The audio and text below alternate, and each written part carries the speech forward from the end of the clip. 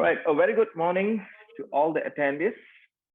As a member of the Department of Parasitology, Faculty of Medicine, I am glad to welcome all of you to the Journal Club meet of the department.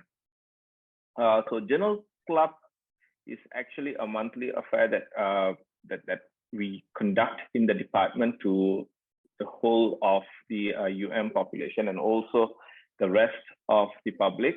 And today we are glad to have Professor Dr. Suresh Govind to speak on E.A.S.E, E.A.S.E for better well-being. So let me start by briefly introducing you to Professor Dr. Suresh Kumar. So Professor Dr. Suresh Kumar is the former head of department and the current honorary professor of the Department of Parasitology, Faculty of Medicine, University Malaya. His special focus dedication was on the protozoan parasite, blastocystis. For the past 30 years, have generated more than 170 scientific papers, presented more than 270 conference papers, and written several chapters in publication by World Health Organization. He has supervised more than 100 elective, diploma, graduate, and postgraduate students, including at doctoral level. He has won several national and international awards, including National Young Scientist Award, Malaysian Torre Grant Award, Commonwealth Scholarship Award, Gold Innovative Award at the national level, as well as the winner of gold medal at the International ITEX exhibition. He has also won the Malaysian Society of Parasitology and Tropical Medicine silver medal, the Prime Minister's Productivity Award, and the prestigious Malaysian Torre Science Award, as well as winning a few times the Universiti Malaya Excellence Award. He was conferred the Global Malayali Award for Research in 2015 and the National Educators Award from the Association of Private Institutions. In 2016, he won the Parija Oration Award from the Indian Academy of Tropical Parasitology for outstanding contribution to the field of parasitology. He was conferred a fellow to the Malaysian Academy of Sciences in 2015 and the prestigious Sandosham Gold Medal for outstanding contribution to the field of parasitology and tropical medicine. He has served as an expert member for the Drinking Water Guidelines Committee for the World Health Organization since 2004.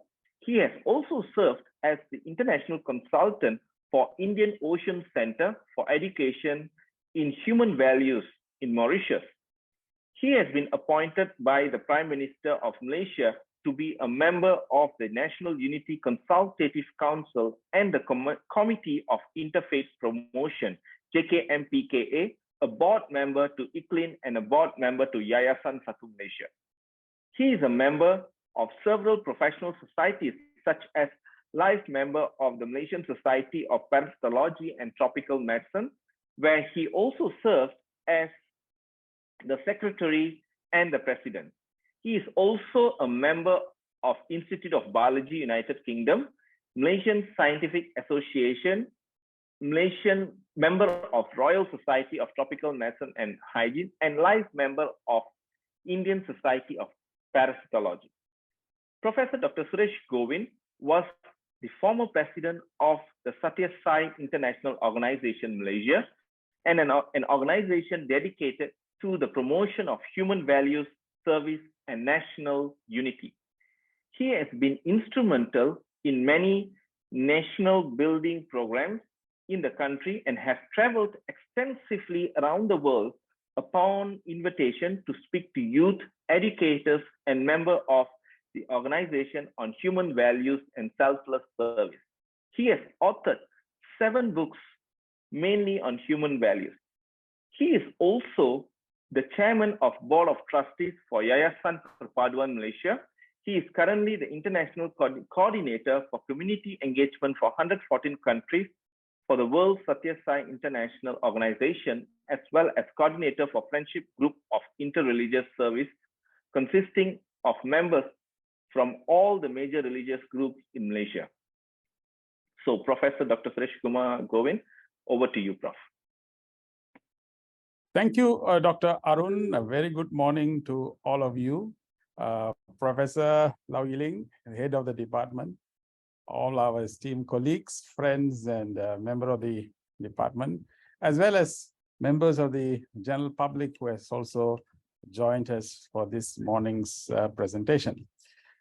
Today's presentation will not be on parasitology, so I will not be talking about that, but it will be highlighting some aspects on how we can live our life better. The reason being because increasing demands of the KPIs in our university, increasing obligations and commitments all around has definitely increased stress levels to very high levels. It's not just in our university, but everywhere else also the same thing is happening. But like what I just wanted to mention was that every day, like soldiers, we are fighting our battles. We have our own challenges. And just as the soldiers are battling and they will be highly stressed, not knowing when the next bomb is going to fall on them. But the fact is, like us, we too have our own stresses. And that is the reason why I wrote an article sometime back called Ease into Good Health. This subject is about making sure everybody knows how to convert stress into eustress. Converting, everyone will have stress, but the way to convert it into eustress is positive stress. If you don't have any stress at all in life, is not too good. You must have some stress. But how do you make stress to become positive? How do you convert that? So stress into eustress converter is the stress mechanism, is the way in which we can approach our life much better. And so this acronym E.A.S.E, is launched by the International Satisai Organization. And in our attempts to bring forward happiness and health into all members of the community, is an integrated approach towards making people become more positive and more happier well-being for the purposes of managing their life better. So this is really scientific because there's a new subject called psychoneuroimmunology. Okay, so today we won't talk about the immunology aspects of it. We won't talk about the neurology part of it, but more psycho part of it, in which the combination of immunology and neurology relating to the minds. And Robert Adler is the one who's considered as the father of this modern PNI, psychoneuroimmunology, and his early research involves conditioning in rats, opening the floodgates of the study of the brain immune system. So the take-home message is here is the fact that if you come to work every day, feeling stressed, feeling distressed, feeling that oh, this is going to be really mundane, work is going to be terrible, we are not able to manage, and we keep on lamenting in silence, sitting in our own rooms and frustrated and all that, whether you like it or not, it's going to affect your neurological implications, and that will definitely impact your immunological status as well. So that's why you find that children who can play for 7 weeks in school holidays, but the last day of the holidays, you find he often gets cold, flu, and so on, because he's already thinking about the school next day. And that is depressing the immune system, causing him to be sick. So this is an important subject in our life. And especially medical faculty, people who are working here, people who are working in this orbit must come to work positively, must come to work with great motivation and happiness, because we are the custodians of health, and we should necessarily be responsible to make sure that our mental status is all the time happy, despite of higher KPIs and all that. Because whether you like it or not, as I mentioned to you, it is going to become, it will affect our body. So now our intention is that often we find these subjects confined to the knowledge of experts, and we wait for experts to come down and tell us, and teachers and trainers and so on. But honestly, you stop at a traffic light, red light, the policeman is not telling you to stop, but it is ingrained in us that red light anywhere in the world allows your car to stop. It gives you an instruction to stop, because this is intrinsic knowledge that red light means to stop.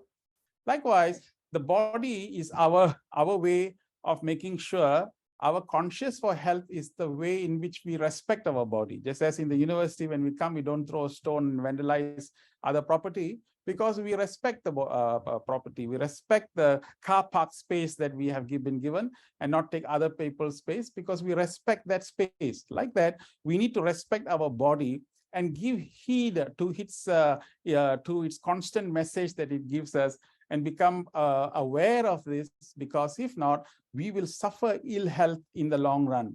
Even those who are just joined the career and you're young and you're bustling with activity, believe me, continue to remain as we are stressful. You'll find that this has long-term implications and consequences, and you are actually programming yourself to be a good patient in the hands of another doctor somewhere else. So we got to be very careful in the way in which we think. That's the whole subject here, the way in which we think, and start looking at our lifestyles in a more positive manner. In 1985, Candace Pert, she's a one who has found on neurotransmitter and neuropeptide receptors on the cell walls of the immune system and the brain. The discovery showed that the communication chemicals of the nervous system could also speak directly to the immune system. So what does it imply? It implies that we need to know, what are we communicating to ourselves? What is it that we are communicating to ourselves? Because these communicating will translate itself to communication chemicals influencing the nervous system and the immune system as well.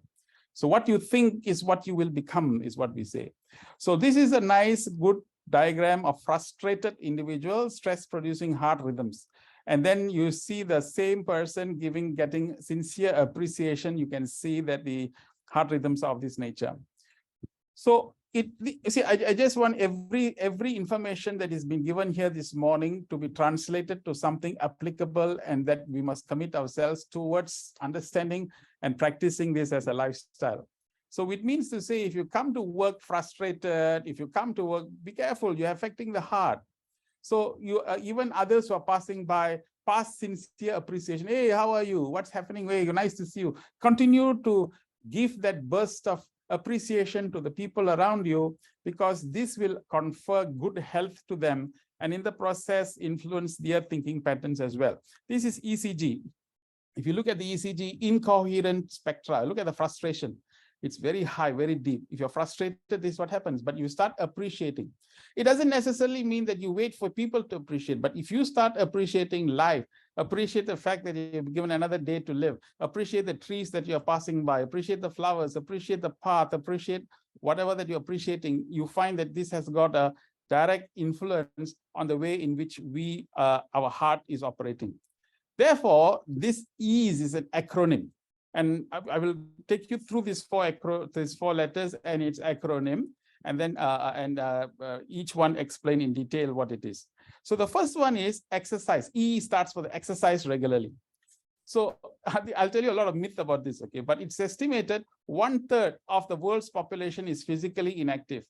Physical inactivity is the 4th leading risk factor for global mortality, and is estimated to cause 6% of death worldwide, with 5.3 million people dying every year as a result. 4th leading risk factor for global mortality comes from physically inactive. Physical inactivity is the 4th leading risk factor for global mortality, with 5.3 million people dying every year. In Malaysia, the rate of physical inactivity and the deaths attributed to it is greater than global average. That means our physical inactivity is greater. That means we are resting more. So studies show that people who sit actively by getting every 10 or 15 minutes wake up their metabolisms and enjoy better long-term health than those who sit inertly for hours on end. And this is something that researchers must bear in mind, and especially academicians and those who are working for long-term, where they sit for long hours, even in our sometimes meetings also go for 3 hours, where we sit in one place for long periods of time. They are just saying that break it up by short spurts and have a kind of even after 30 minutes or 35 minutes of sitting down somewhere, just get up and walk to the next room or someone and bump into somebody and move your legs, move your hand. The chances of you returning back to your table with a refreshed attitude and mind is far better than you plodding on the table on the work for very long term. So this breaks is necessary in our work. Now, this is a new term now. This has come now, very interesting. Sitting is the new smoking, truly a silent killer. Sitting, they call it the sitting disease. 94% higher chance of death is inactive women who sit for 6 hours a day, like that on a stretch. And then higher chances of death, 48% of there's a higher chance of death in inactive men as well.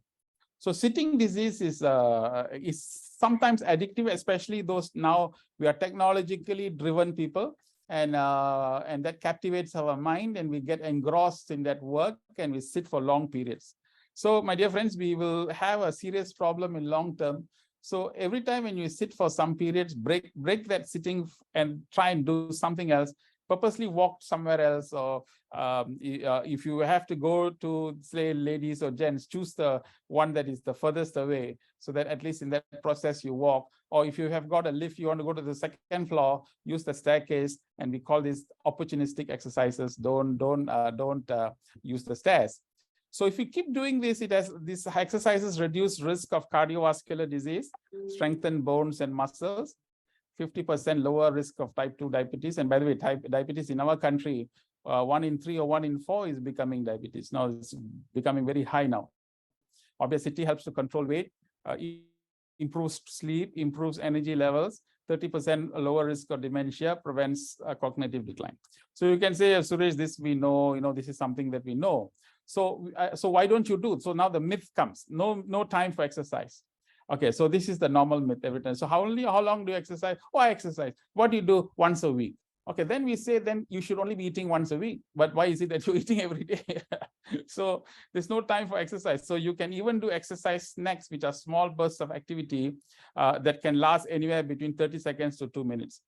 Look at the statistics that show 75 minutes per week can add another 1.8 years to your life.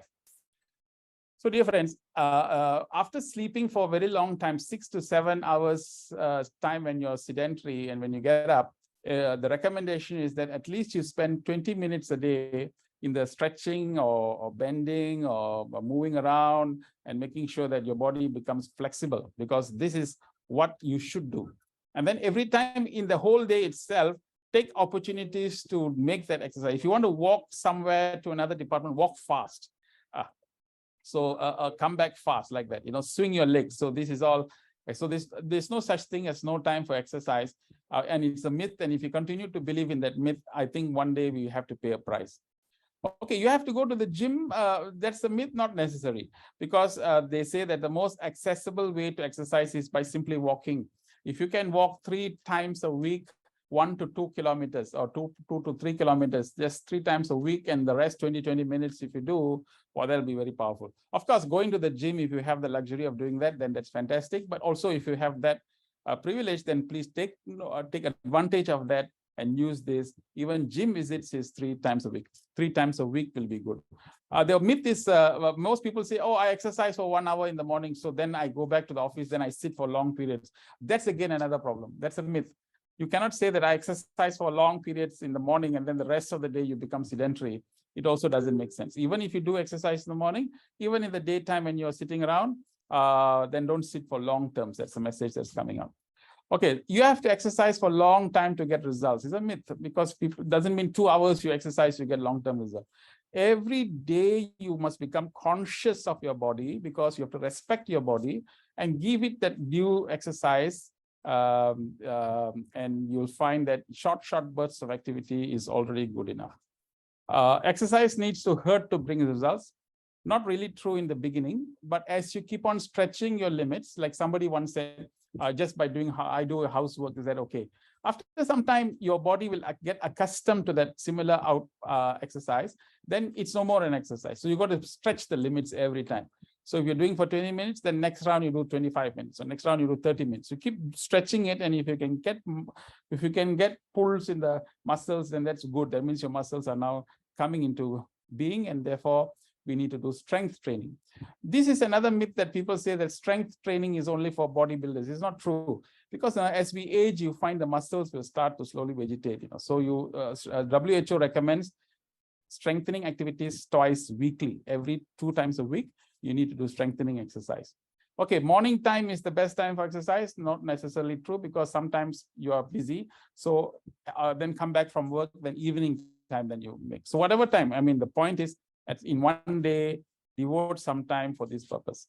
As you know, this is related to stress. If you keep doing exercise, your body is going to release endorphins. So those who keep on lamenting on stresses and so on, the question that is being asked is that, are you exercising? Now, though it may appear unrelated, but really when you do exercise, the body produces these endorphins. It prepares your mind for the stresses that you're going to experience in the day, and you will convert this stress to eustress, which is positive stress. It reduces the negative effects of stress and improves your mood. So everyone who does exercise regularly, you have a very jovial and jubilant mood, and you'll be able to do this. Now, just coming back to parasitology and research, this is a research done in 2019 by the Boston Marathoners. They found runners had more of a particular bacterial species in their stool than sedentary volunteers. These microbes could trigger better athletic performance when transplanted into mice. So building on such studies, new research published in the journal Nature shows that at least in mice, some species of gut-dwelling bacteria can drive the production of dopamine, the feel-good neurotransmitter, to reward exercising for long duration. So if you, this is something that our team should look at, our research team, microbiome of sedentary people and microbiome of active people. We always divide diseases, but you also maybe within the disease also you need to look at whether people are sedentary and people are active, because there will definitely be a change in the microbiome, and that is something that is good. Then comes A. We finished E now, exercise. Then we come to A. A is the second part, which is attitude positively. Your attitude must always be moving towards positiveness. This is a very beautiful statement, which you need to remember if you can, or ingrain it into your system, which talks about experience is not what happens to you, it's what you do with what happens to you. Okay, whilst you are here listening to this, and we have just finished the first portion of that. So I just want to ask you, you can type it in your chat group. After this 20 minutes of session, after this 20-minute session, would you like to just type in the chat? Would you like to type in the chat? Okay. Will you be, just say yes or no, that's all. I just need a yes or no, just type. So at least after this session now, will you at least aspire to exercise more regularly? That's all. Just type in the chat and send it back to me. Will you aspire to exercise regularly? Yeah. Excuse me, Prof. So your video is turned off, Prof. No, yeah, it's on.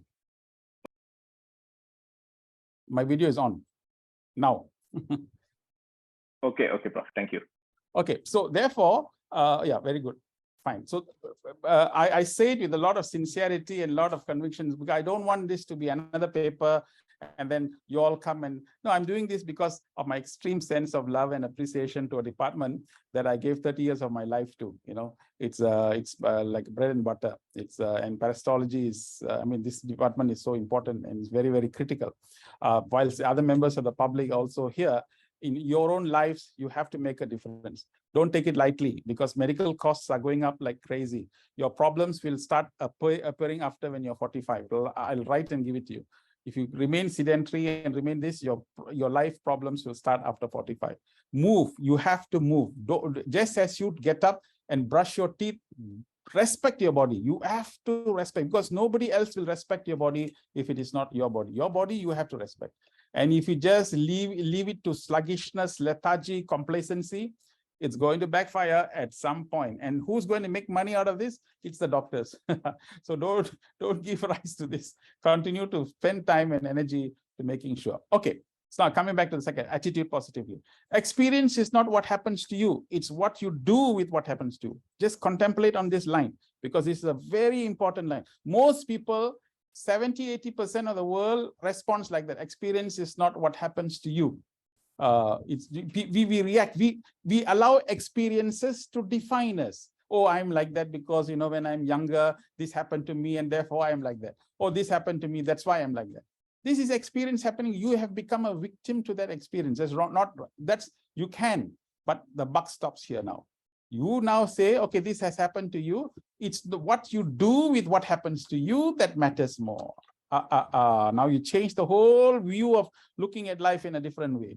So don't come to work now early morning. When you come, how do you wake up in the morning?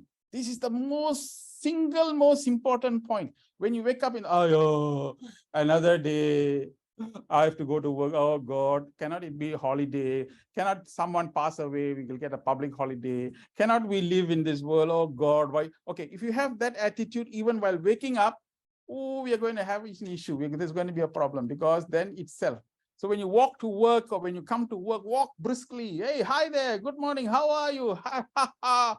So come with that kind of jubilant expression of happiness, because you have a chance to work in an organization, or you have a chance, been given an opportunity to be happy or work somewhere. So the point here is that this is true. Our KPIs are high. The thing is, challenges are so high. Okay, so these are buildings in Ukraine. These are university buildings in Ukraine. Right now, at this moment, 5 to 7 million people, students are displaced. Education, they are not having education. These are university buildings that stood at one point. Okay, now imagine the people having KPIs there. Imagine the people who have to live there like this. Compared to you, or compared to us, they are far, far worse. That's why one great master once said, if you're bitten by a scorpion, be happy that you're not bitten by a snake. If you're bitten by a snake, be happy that it's not a poisonous snake. So always look back at the worst situation that can possibly happen. Okay, not too bad, we've got it. So this is how you change the attitude. The attitude must be changed towards everything should be positively. If it is a high KPI, okay, today, but everything can change. Everything has a passing cloud, and everything, world can change. Therefore, from your thoughts, the key thing is, what can you learn from your negative thoughts? It's very important. That means this is how you keep positive. Supposing you look at someone and you have a feeling of envy or jealousy. Okay, what is it that your thoughts are teaching you, or your thoughts are teaching you that today I'm feeling insecure? So now the question is, why are you feeling insecure? It's because I lack confidence. So then what should you be doing? Instead of having the feeling of envy or jealousy, what we should do is develop confidence. So this is why a negative thought can be a good teacher as well, if we learn from the negative thoughts. And that is how to keep changing the attitude. During the COVID time, I gave a series of lectures, I think almost 15 to 17 lectures online to university students, UEM students, and other students as well, on unleashing success principles. So lots of students came around and they started asking questions, and we were online for last 12 sessions, because remaining positive is a very important attribute, because if you don't remain positive, it has got a direct impact on your life. So anytime anybody comes to depress you or tell you some sad news, just bounce it back. No, it doesn't matter. Or do something positive about it, but don't become victim towards it. Don't overwhelm you, because the world is full of people who will drown you with their misery and drown you with things that cannot be done. So always look back. Okay, lucky our buildings are still on top and no bomb is falling on us. As the bomb falls on us, then there'll be no office. If there's no office, there's no work. If there's no work, there's no money. Oh, compared to that situation, I have an office, I have work, so my attitude should be like that. So always compare to the worst situation and work positively towards it, and do something positively. Don't lament, don't complain, don't but working towards it. So if ever there is a challenge in this world, look at how you can constructively, or how we can constructively provide positive things. Now, I don't know whether you know about this thing called GIGO. GIGO means garbage in, garbage out. So this is a very nice word. Then this is very good. So if you put garbage into your mind, then what will come out is garbage out, GIGO. So remember this magic word called GIGO. So if something comes out from you negatively, it's because something gone in negatively. GIGO means garbage in, garbage out, garbage in, garbage out, garbage in, garbage out. So we cancer. Every year we have this cancer talks, can survive talks, and every year I'm invited as a guest speaker. This year I won't be here because I'll be going overseas. So I'm doing a recording of that. And one of the topic that I'm given is creative visualization for healing purposes. So how you do that is you visualize positive things. You keep on visualizing positive things. I'll send you the link for those of you who are here, and you can link up and perhaps join the conference it's somewhere in April, I think. So again, it is the same thing. If you're putting good things inside your head, then you'll find that your output is good. So this is why you must be very conscious about what you put inside our system. The energy we put out is the world, the energy will return back. So we are reverting back, frustrating, and it'll bounce back to us in the same manner. And this is why we continuously will be experiencing a lot of suffocation, because that's what we are putting into our system. So we turn it around, we find that everything is about turning the world, turning it the other way around. So the key point is change your altitude to get better attitude. This is another very nice one. If the plane goes lower, it hits the trees. You see the trees, it gets hit because it's nothing wrong with the trees. Oh, the tree is blocking me. It's because of the tree that I could not fly. So instead of blaming the tree, I change the altitude of the flight and make the flight go higher than the tree. So how do you change altitude? Is to have the positive attitude that you always fly at a higher level. So refuse to complain. That's one attitude that you will have. Refuse to be a victim to any circumstances. And then you continuously think that you are having a positive feeling, a positive circumstances all around. So when you do keep doing this, you find that altitude will be extremely high, and you'll find that you'll always be. That's why when you wake up in the morning, do you feel inspired to wake up? So how is this day going to change? What new lives are you going to touch? What new people are you going to reach out to?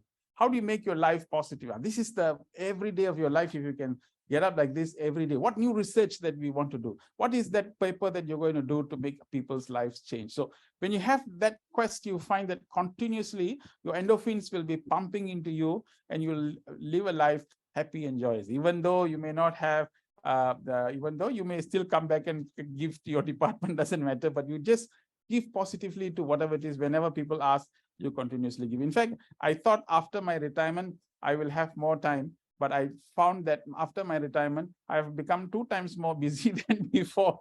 I'm not even having enough time for anything, because it is so beautiful that, so many things to do, and so many, opportunities become available to us. So change your altitude. So in our place where we work, make this a heaven. In your place, make that whole place a happy place to be in, with your researchers, with our students, with our people. Whatever it is, just be happy about it. You'll find that things will just change on its own. So the proven benefits of thinking positively includes, of course, better quality of life, higher energy levels. Every day you'll be feeling enthusiastic, psychological and physical health, faster recovery from injury, fewer colds, lower rates of depression, better stress management, and longer lifespan. These have all been proven. Every one of these have got papers to back it up. And actually, this is why I give that 12, 15 lectures, but this is too short a time to do all these things now. But just to take home the message that it is a birthright of us to remain positive. It's our birthright. So don't allow anything else to lower the mind into depression, into sadness, because WHO on the 22nd of June, 2021 stated that more than 1 billion people are mentally affected now, mental disorders. 1 billion, 8 billion people in the world, 1 billion affected. That means 1 in 8. That is reported, but unreported will be 1 in 4, double. So therefore, every 4th person or 5th person, there is already an issue in terms of the way the systems are being processed. Even our students, our medical students, even our students in the universities, that's why even we purposely put in the master's program a very strong component of what we call a strong component on soft skills. And the real reason is that unless they are empowered with the right brain stuff, the left brain logic will never work, it will collapse. And that is what the world is experiencing now. So this is where we need to reinforce ourselves, and lecturers and elders and seniors must become role model examples to give positivity towards our problem. Now comes the third S. Remember, E.A.S.E is E.A.S.E. So the third S is sleep deeply. Wow, this is a big problem. Many people may laugh at this and say, oh, it's not such a big problem. But honestly, this is becoming an increasing problem. If you have children and you're going to become medical doctors, ask them to specialize in this sleep consultants, because lots of people are suffering from 9 in 10 Malaysians suffer from sleep problems. Can you imagine? This is from April 16, 2018 newspaper report. 9 in 10 Malaysians suffer from sleep problems. Of the top sleep problems encountered, 46% said it is due to waking in the middle of the night, while 32% said that they feel tired and unrested in the morning. Some 31% said that they feel sleepy throughout the day. So sleep issues. When you're supposed to sleep, you should sleep. That's what sleep is being given to. But if you're going to sleep and then we toss and turn, you don't know how to sleep, then we have a problem in sleep. As such, the top 5 consequences of sleep disorder include having a headache, fatigue, trouble thinking of concentrating, shoulder, neck pain, as well as temperament and mood swings. When you're having any one of these symptoms, look back at your sleep pattern, because it may stem from the fact that we're not having deep sleep. So you have every day morning, get up, you feel tired, there's a headache, shoulder pain, neck pain. Look back at the sleep. The sleep is supposed to be a regenerating exercise. It is supposed to deepen the experience to such a high level that you find that there's lots of energy bursting into you.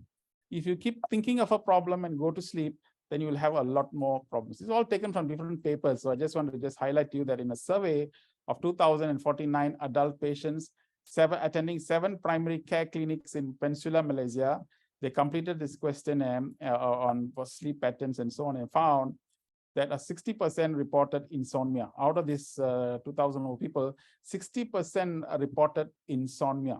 And this is something that is a problem. People are not having sleep. They don't know how to sleep, and they sleep with sleeping pills, they sleep with medications. So these are all issues that are now happening inside. So how do you know that you're having a sleep disorder? Is that you get delayed sleep onset, struggling to fall asleep. So, when you want to sleep, you struggle, you toss and turn, and after 1 hour, 2 hours, then only you fall asleep. Then there is a sleeping disorder. Or lack of consistency in sleep quality, or quantity, which means that if you go to bed, today you may have very good sleep, but tomorrow you may not have good sleep. Yeah. Or day after tomorrow you may have, so you have fluctuates. So the sleep is always at a superficial level. See, the art of sleeping is that when you sleep in your night, in your bed, you should have 5, 4, 3, 1, knock off. So a total knock. They don't tie. You cannot, even a tsunami comes, you should not wake up. Now that's a good sleep.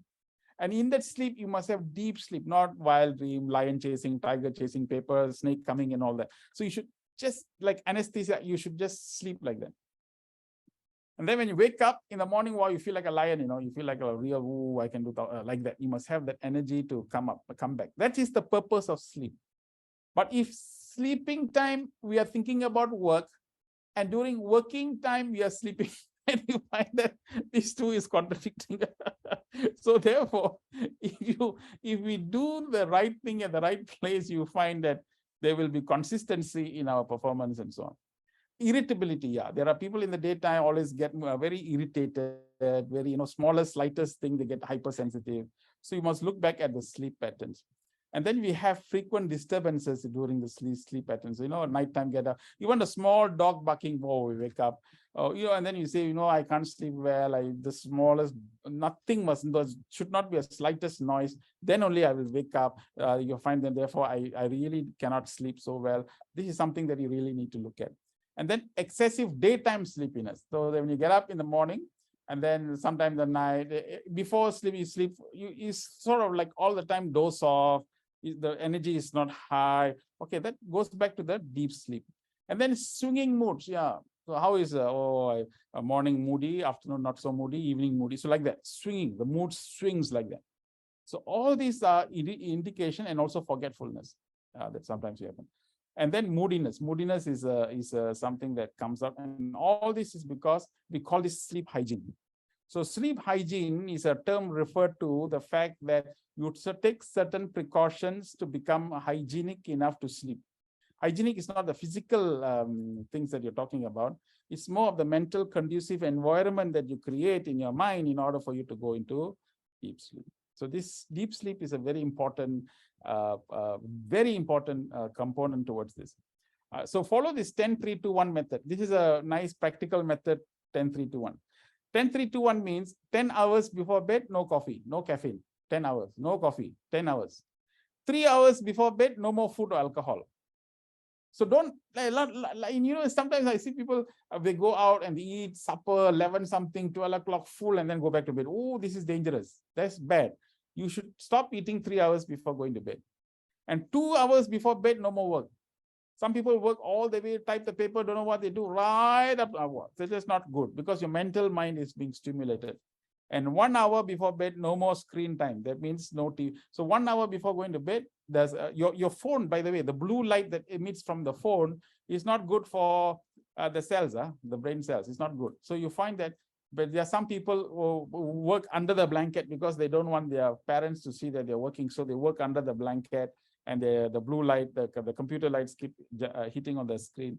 All this have got an effect, and you find that this will all cause problem, and it is very bad for sleep hygiene. So this is not good. So 10-3-2-1 is a good formula to follow to make sure that you have a regular way in which you can see things better. So be consistent. The precautions are: be consistent, have a fixed sleep and wake up time. You're supposed to sleep at 10:30, okay, sleep around at that time and wake up at that. So when you regularize your sleep in this manner, your sleep will come to you, and then you will have deep sleep. Adjust your sleep environment. This is very important. If too much light coming, then put some heavy curtains. They try and ask you to create an environment, the bed, soft bed, whatever it is that helps you to get a good sleep environment better. Reduce alcohol consumption. Of course, no alcohol is better. You cannot consume alcohol. Avoid caffeine. That's what we mentioned. And also avoid caffeine after midday also. And get a 20-minute, if you can, get a 20-minute morning sunshine. Every morning when you go out, the morning sunshine is a very good thing. Spend some time in the morning sun. If you want to do the exercise, remember, you're supposed to go to the exercise, then you do it in the morning. This is very good for the sun to come inside. This all helps you to sleep better. Okay, so this is what it is. Last one, E.A.S.E. The last E is what we call eat responsibly. Now, why didn't we put eat moderately?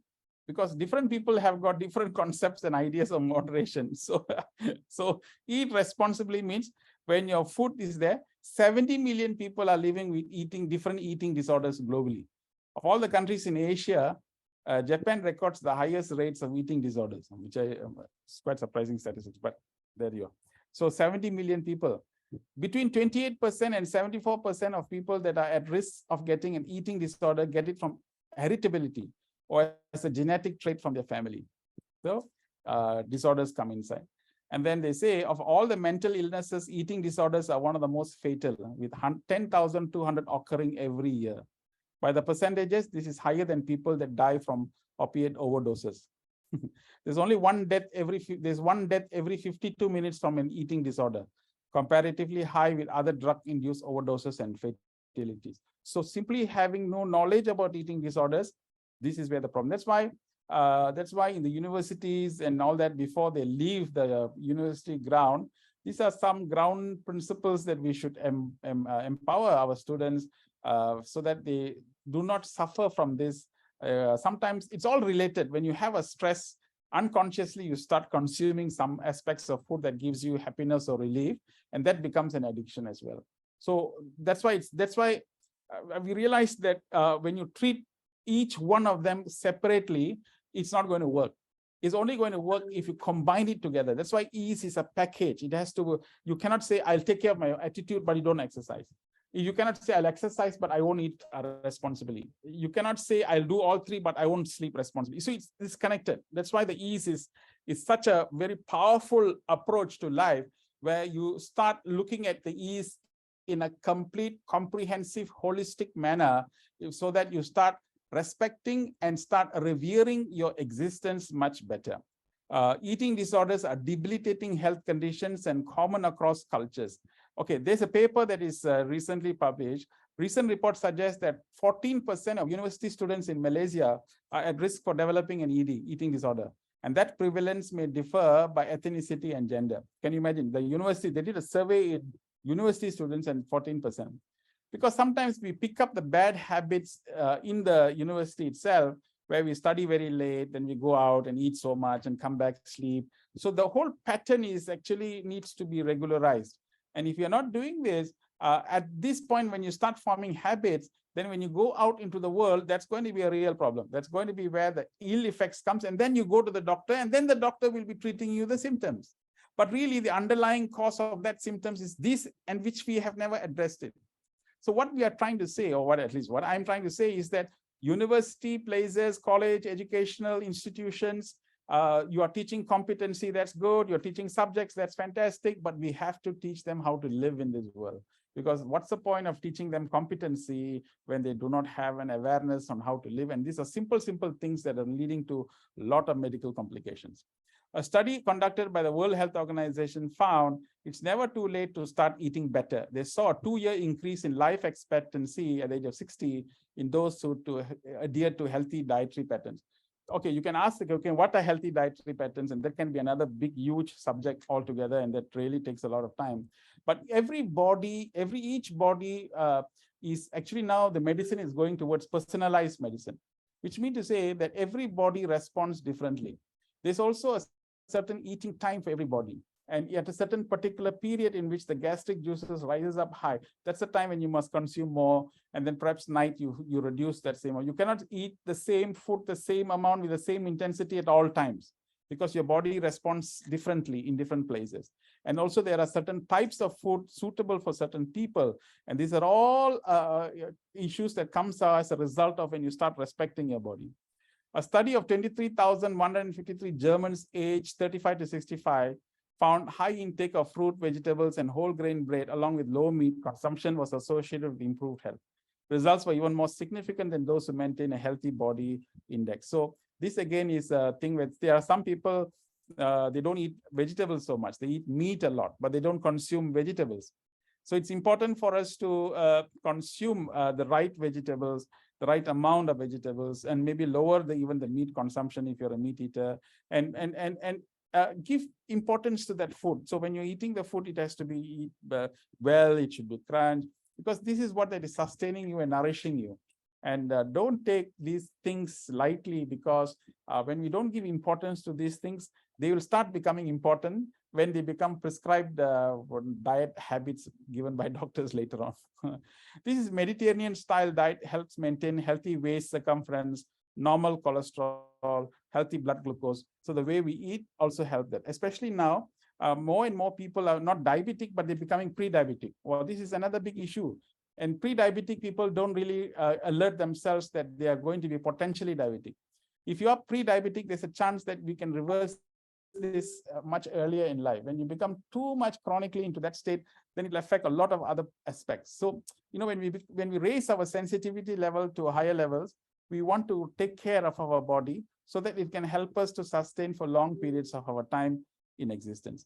These are things that we should not be consuming, indulging in large amount, like desserts and sugars, sweetened food. And sometimes when we have our, when we have meetings and all the kueh there, all those are kuehs are calories, So we have actually sat down for long periods in our meetings for 3 hours, and then we also compound the act by adding more carbo into our place, sweetened things and carbo things, which basically is not getting digested because inactivity is there. So desserts and sugar sweetened food must be careful. Chips and especially processed foods are very important. White bread is not terribly good. Fried or fat-laden dishes. These are all things that we should now look at. So when you're passing by, is that necessary? Should I eat this? How will it harm me? So if it's not necessary, then don't consume that. Look for things that are healthy, and look for things that are easy. So my dear friends, this is what practice is every day simply means. I had to rush through because we had to combine this into 45 to 50 minutes. But the main attitude is exercise regularly. The attitude should be positively, sleep deeply, eat responsibly. So these 4 E's, if you do it every day and you have this formula in your head, then we don't need other people to tell us. What we want is actually this knowledge to be really pervasive. Everybody should be having this knowledge, and everyone should start to become more and more conscious of these things, so that we have a healthy nation. And it's important for us to have a healthy nation, because there's no point in earning a lot of money when you spend 3/4 of it on health and hospitals, isn't it? Doesn't make sense. And there's no point having all the things that we're doing sitting positions, but if we are going to be in silence, and we're going to be agonized by the pressures of life, we are not enjoying our life also. So the main thing is that if you practice ease every day, you find that you'll be better equipped to manage the stresses in the world outside. You cannot manage the waves in the ocean, but definitely we will know how to swim better in the ocean. And I think that is what this E.A.S.E program is all about. So that, my dear Dr. Arun and the rest, is what I wish to convey this morning. I really hope. I don't know whether this has this been useful. If you can respond in the chat group, or you can open your mics and say, or if there's any other questions that people like to ask. Yeah, thank you, Professor Suresh. I think that was very inspiring, insightful, and I think it was eye-opening in many ways. And I truly believe that the attendees would have benefited, or at least they would have gained awareness on things that they believed it was a part of work culture. So I think we have some time, another 5 minutes. Maybe we will open it up for some questions. You may write up your question in the chat box, and maybe I will read it out to Prof. Suresh. Any questions, anybody? Or if you wish to speak up directly, that is also allowed. You can just unmute yourself and you can just speak it up. So after this talk, what I always believe and I always want to say, and always in all these sessions, what I'm stressing is, number one, you got to go back and look at your exercise routine. Take it seriously. 20 minutes every day you have to do, whether you, no time. Okay, get up half an hour earlier, sleep earlier. So respect the body. If the body you start respecting, the body will respect you. That's exercise. Number two, don't allow anything and everyone to take away happiness from your head. Simple as that, because happiness is your birthright. Nobody in this world has the right to take happiness away, including the authorities and including higher people. Okay, so when you have that attitude, everything you will see with a positive light, and you'll find always some solutions coming forward. Now, I always tell even my students, you can ask all of them in those PhD students, every time it's something, always, whenever you're blocked, there's something else that is there taking to you. I'm always inspired by this actor. I don't know whether you know, there's a great actor in Hindi movie, Amitabh Bachchan, you know.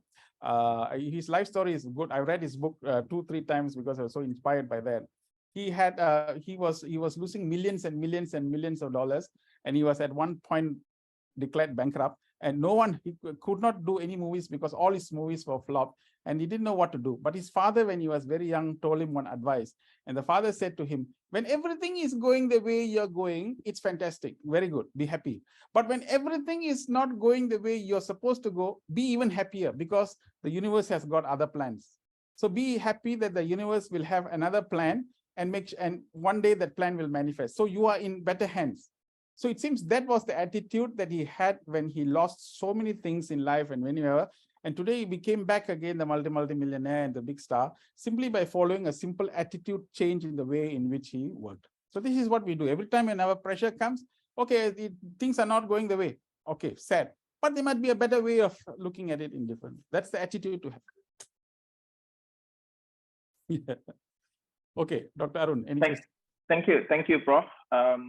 Any other questions? We may take one more question, maybe.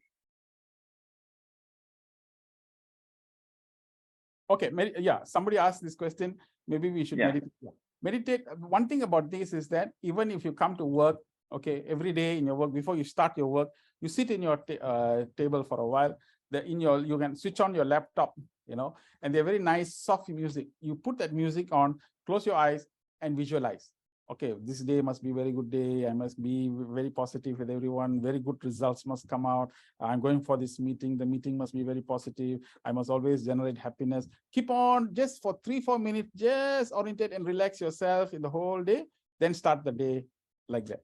So this is how the day finishes. When the day finishes, go back to your same chair and sit down and say, oh, thank you. Visualize again. Thank you so much for a wonderful day. It's been so beautiful. So may tomorrow also be a good day. That's it. So every day like this, you're doing now, you're investing in a bank. The bank of positivity is very important for you to invest so that you can withdraw it at the time of need when you need it. So it's like bank investment. So do this type of positive things every day in life. You find that a lot of changes will take place. Thanks a lot. Thank you, Prof. I think we have now come to an end. So thanks a lot, Prof. Suresh, for the talk, and also all the attendees. Thank you for attending, and I hope you have benefited pretty much. So thank you. Have a great day. Thank you, Prof. Thank you. Thank you. Thank you so much. Thank you, Arun. Thanks, everyone. Have a nice day. Nice day. Have a nice day. Thank you so much, Suresh. Thank you. Hey, thank you so much. Thank you. Thank you.